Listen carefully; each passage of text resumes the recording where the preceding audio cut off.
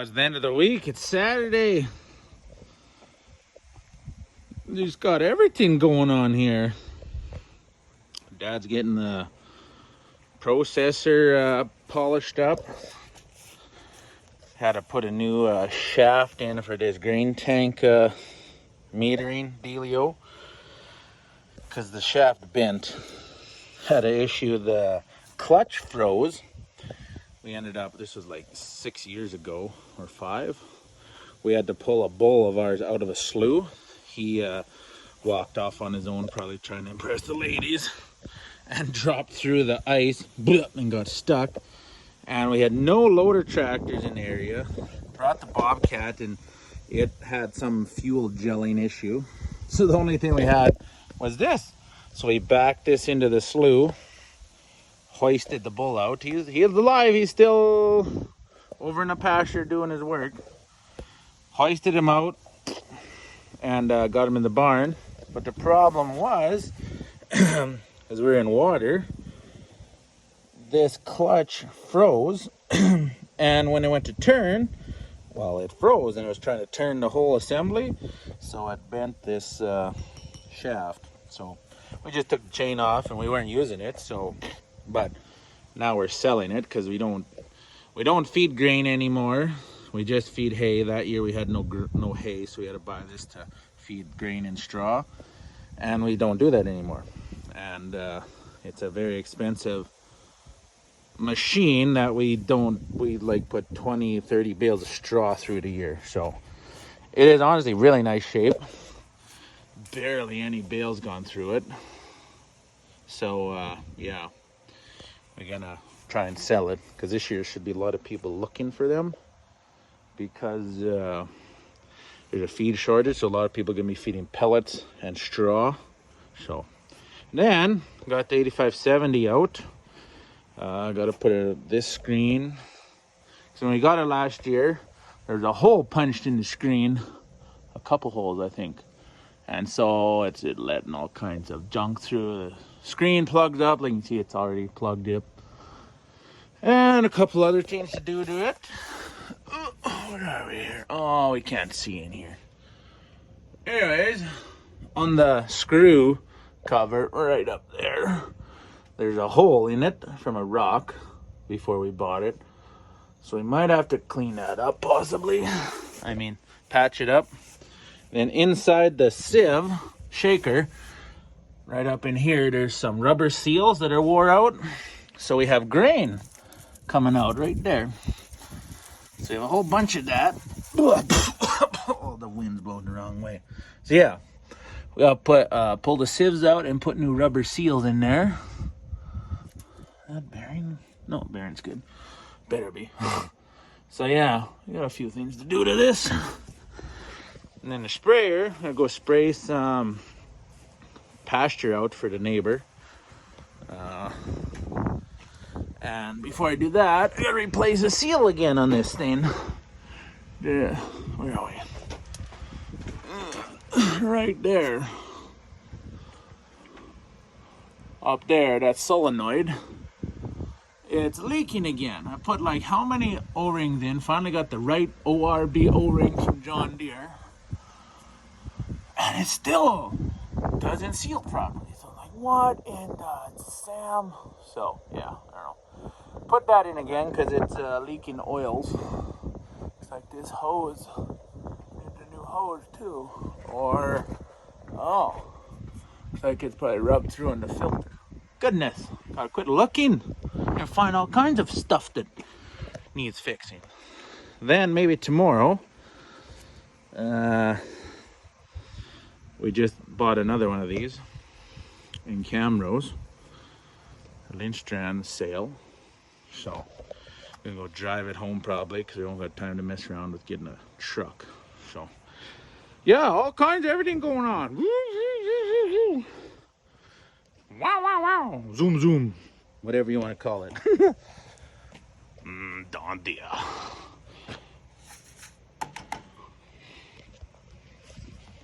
Here we have a field that was supposed to be seeded to corn grazing. It was corn grazing last year due to time and all that stuff. Didn't get seeded till beginning of August, so it's been like a month, I think. I'd have to check for sure. Roughly a month of growth, give or take. Pretty sure it was in August. We have oats, some double max radish, so like tillage radish. Buckwheat, right there. Peas, I said oats already. And then this sweet clover, I think, pretty sure this was in the field already from last year. I think. I don't think there was sweet clover in the blend. Some hairy vetch from last year, and I believe there was some in the blend. And some corn. Threw a few bags of corn in.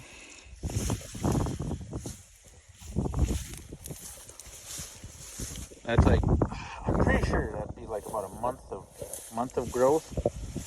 I'll have to, but it's just unreal. Little bit of 5 liters an acre of TNT starter product. Got humics, little bit of nutrition, micros, yada yada yada. Molasses in the seed row.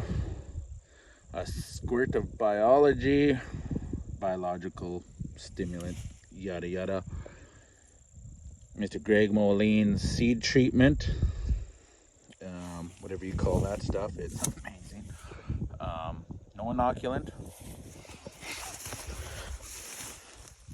And this is not really great land either. But one thing I noticed is I think it's all this earthworm stuff. No, I'm pretty dumb when it comes to it, but we do have some plating. But like all these holes and all these little earthworm poop balls, for lack of a better word, like, it might be hard to see, but all these little, there it is, earthworm casings on top, like, it is unbelievable. Like, oh, there, little buddy. Hey, we'll put you back in the soil. Like, look at that. Like, I wonder if the warm season grass from last year, the corn, had anything to do with it. But, like, I'm floored by how well, like, these oats, everything is just, like, it is. Like the peas. Oh, there we go. Look at that. Look at the pea nodules. Like, you can see they're pink. We haven't even cut into them.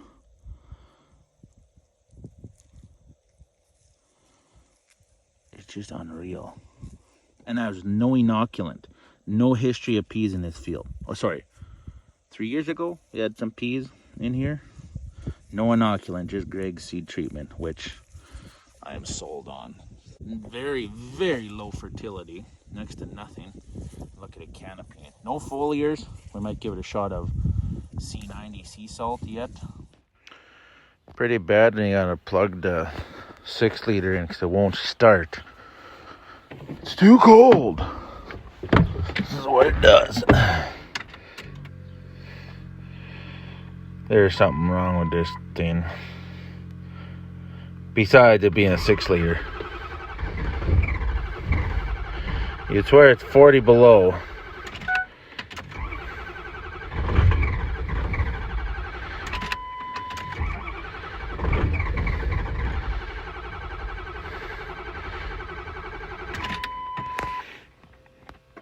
Yeah, I don't know. Whoops, I forgot to take a video when we had got to the auction site. But we are in a new combine, heading home. Like 9 to 10 hour drive, and been on the road for 3 hours, 4 hours. So it's another like 6 hours home. And then I got a fancy radio, FM transmitter, so lots of podcasts. We're getting close to Vegreville, Alberta. We're gonna just scoot right by Vegreville, go up, go through 2 hills, and boom, home. Combine is just beautiful. It's mint, clean, low hours, got for smoking deal. It's pretty much change the oil and probably be able to put it in the field. We'll see. Might be able to do that. The stuff you find when you're going on back roads that you've never been on in your life, but you're driving combine home, that's a sweet old church. Like, old, but impressive. Very impressive.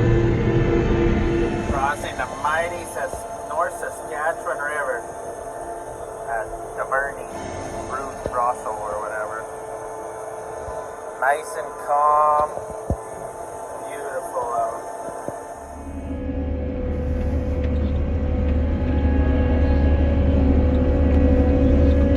And here we are. Park right next to the other one. Ooh, matching pair.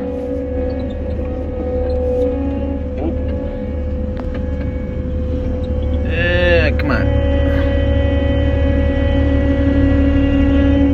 There. Some pretty good lights on this piece for 1997, I think. Could use some more though. This is interesting. On the pickup header, all the writing is in Russian. Wonder what that means.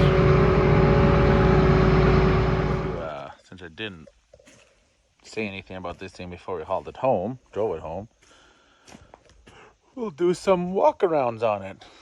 This is the one we bought last fall. It's the one we bought this summer. This one and this new one came from the same auction outfit. This was their summer consignment auction, and that's like been shedded its whole life. Like, it's so shiny.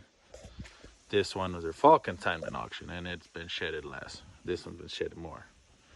So right off the start, choppers, the rear ends. This got the Mav Red Cop, fancy thing chopper. Sucks the chaff and the straw, blows it out. Honestly, wasn't too impressed with it last fall. Didn't really spread that great. Not sure why, but yeah, otherwise it's pretty good. This one's got a Record factory chopper and Kirby, well, Dutch I guess too, Kirby chaff spreader. Gonna see if that can spread straw this year. I don't know, apparently not, but we're gonna try it. This one I believe is a 95 model. This is a 97 model, so a little newer. Supposed to have a little more horse torques on it. This has 260, I think, or 265. And this has like 270, 275. That's just what I read online, so take it for a grain of salt. This one's pink, and this one's red.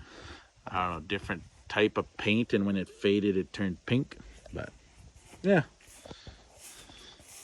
We'll see. It looks as good a shape or better than this one. This one paid $8,000 for, and it was a good deal. Like, it was cheap then, and this paid $5,700 for, which is even cheaper. I mean, an even better deal. The other one, we had to put a new screen on it because it punched a hole in it. A new seal. But yeah, tires are a little more cracked, but tread's good.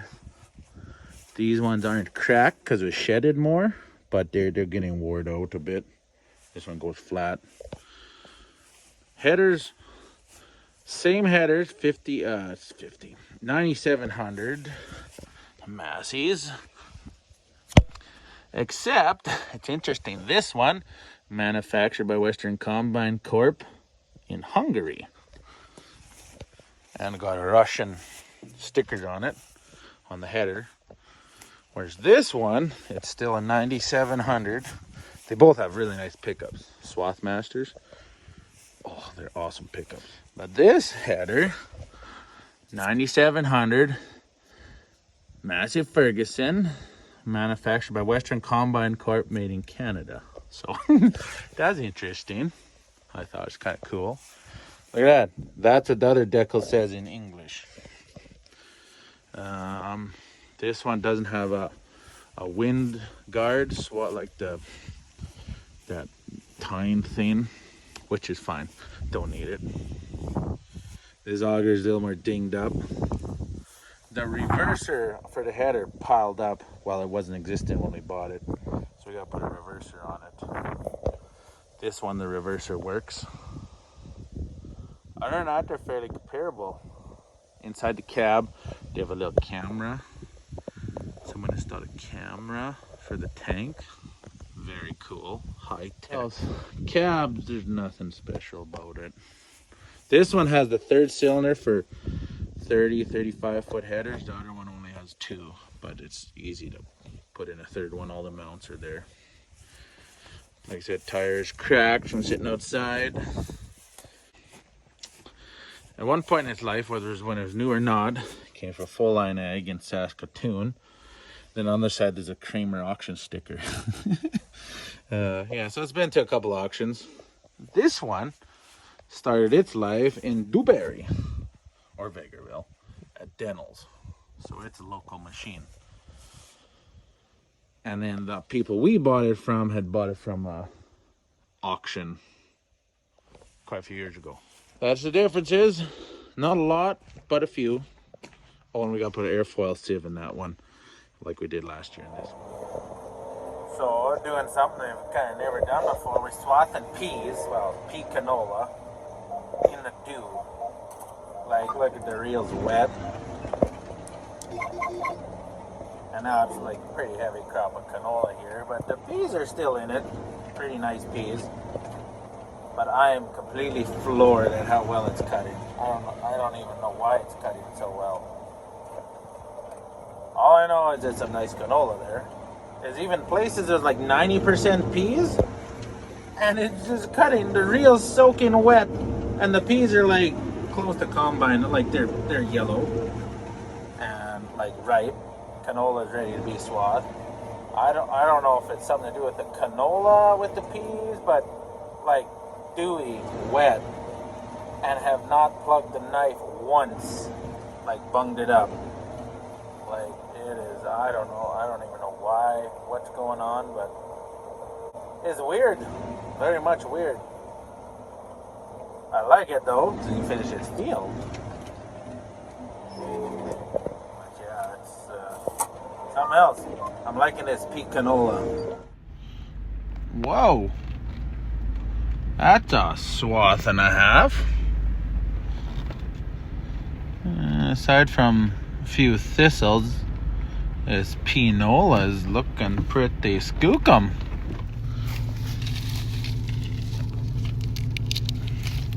Peas are ready. Tastes good. Canola. Let's see what we got in our top pods. Top pods have some color change. So perfect canola timing. Perfect pea timing. And that's a hell of a swath. Holy Moses. Up there's no canola cutworms aided. But where the canola is, daytime view of this pea canola. Just awesome stuff here. You get right there. There, that's where it turns to monocrop pea field. And since it's really nice peas, like honestly, like I can't complain with the peas. But the thing is, like right here, wherever the canola got eaten by cutworms, even though the peas are nice,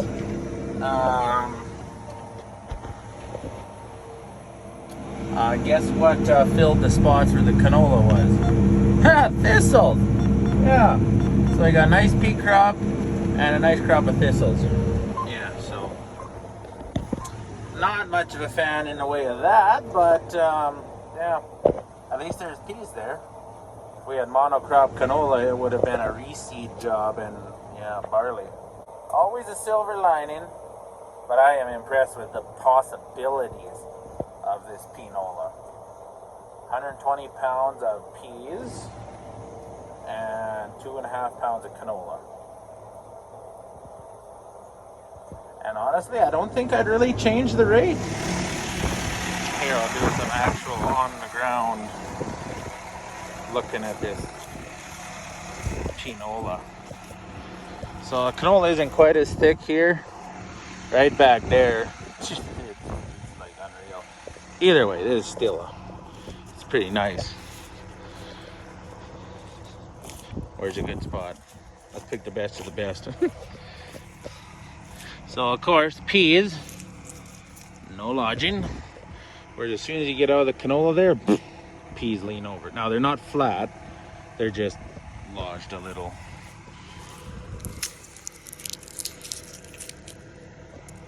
Peas look pretty good. They taste good too.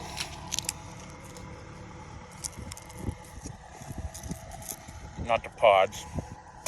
And the canola is a little mature. We got almost full seed color change on the top pods. Pods are a little rubbery, so they're not shelling much, which is good.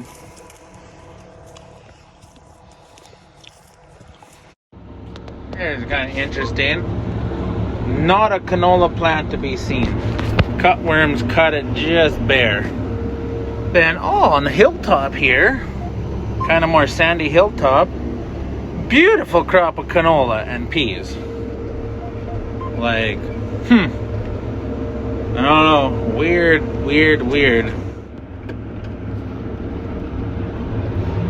You look comfy, Jakey? Huh? Sitting in your lounging chair. Oh!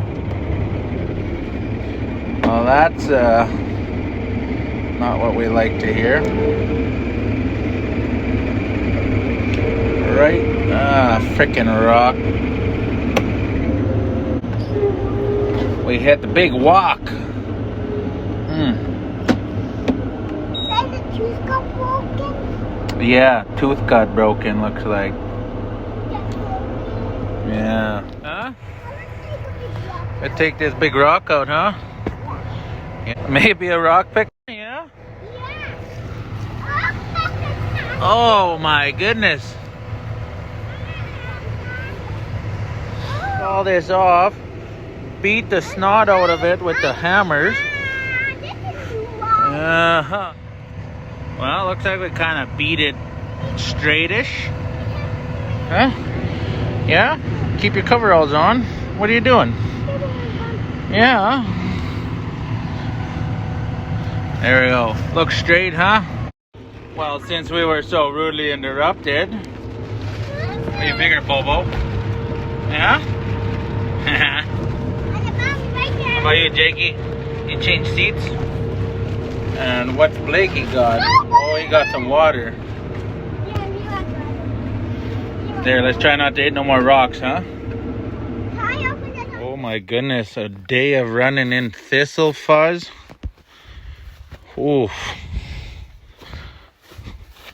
These MacDons do have a pretty good system on them, but yeah.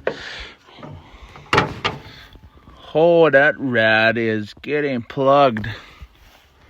So, since we don't got any air wands, snow brush works wonders. You brush it, and you use the leaf blower, and you blow it out.